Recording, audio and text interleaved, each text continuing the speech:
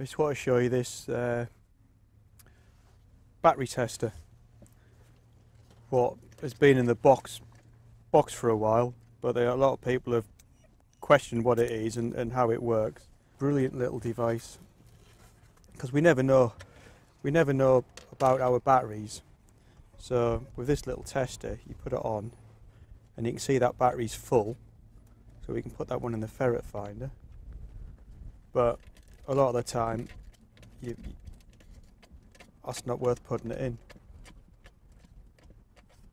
So it's a very good way of testing if you've got any power in your batteries, because there's nothing worse than getting a weak signal, and if one of your batteries is slightly lower than the next, then it's not going to be calibrated right and you're not going to get the right depth. So just, I think they're about 5 or something. They're fantastic little things, and they're worth just having one stuck in the car, because as I said, it only takes a second to check your battery, but it's going to make sure you get a good reading on the ferret finder. Again, got the receiver, so going to make sure we get new batteries in everything, seeing as it's the first proper outing of the season. Been called out.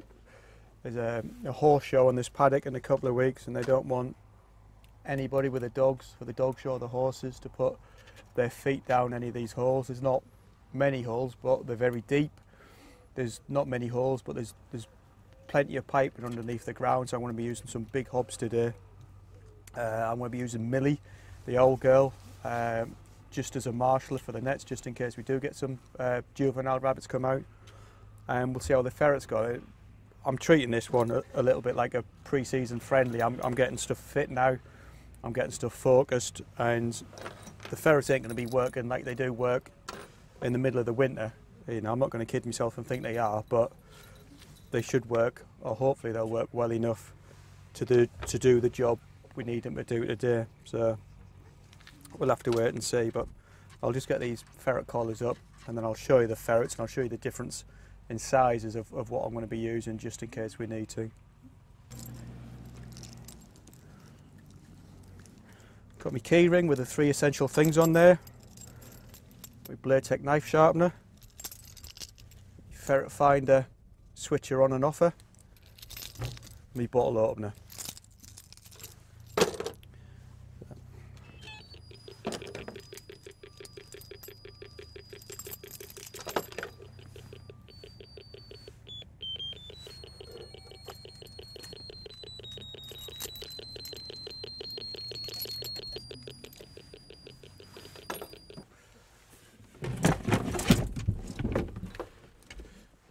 To begin with, we're using these 3, 2 castrated hobs, and the Jill that was the mother to the ferret kits we did the film on earlier on. As you can see, she's a nice size. The hobs aren't too big here. Should do the job. If they don't,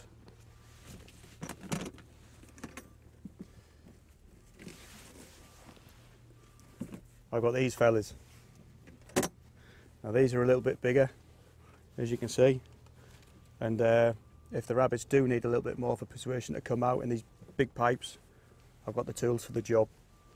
Shouldn't need a lot of ferrets today. As I said, I don't want to flood them with ferrets. I want to give the rabbits a chance to move around and get out, so hopefully these 3 will do the trick.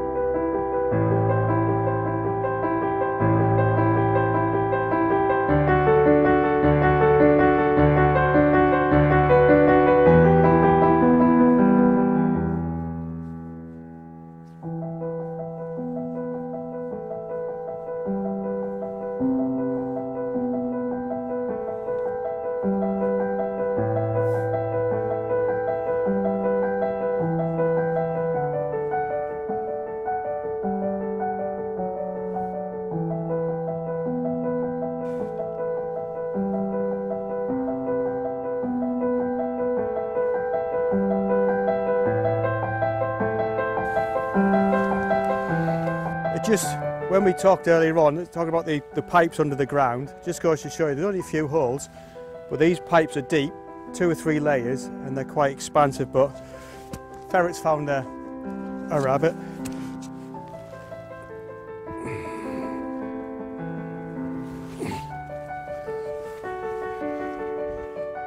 Here we are, we just had a quick dig.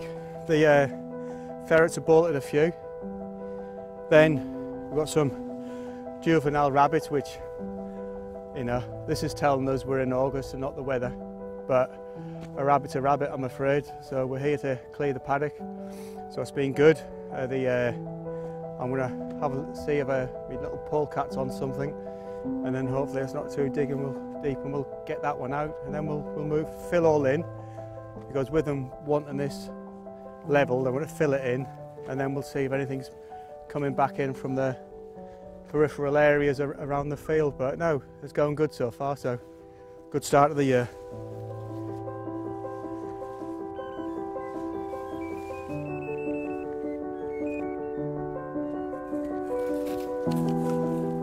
Good girl.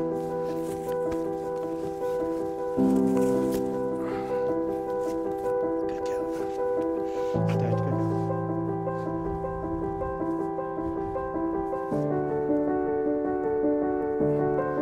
They all jump out in the air at Millie, don't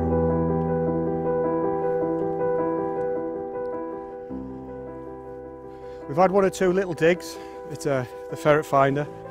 But what's happening, the rabbits are really bottled in, and the ferrets are working them hard, but because they're out in the middle of open here, some of them just ain't going to come out. It's not in their makeup in Suffolk, so they're sitting tight. And the reason I've put the long net around here and not just put 2 or 3 purse nets down is because I'm using big ferrets and hobs, and if I put 3 nets in, the ferrets could disturb them as they keep coming out, because you notice I just let them work.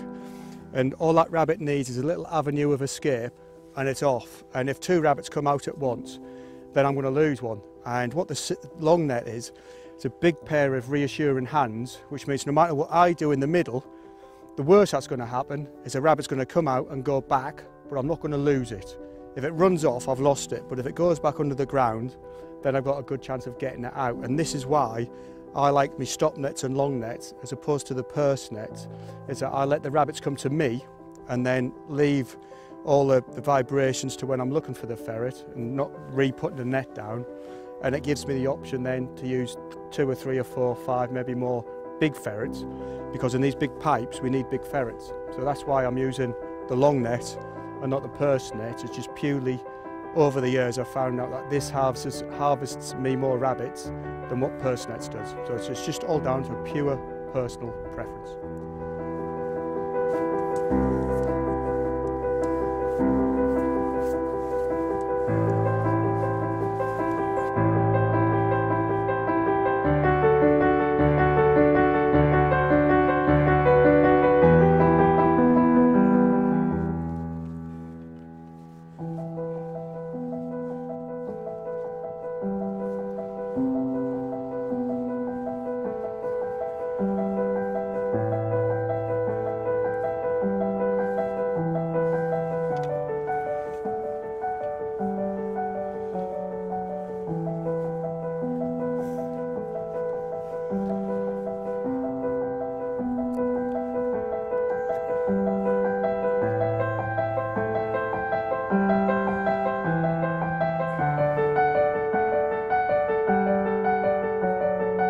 That lucky dog again.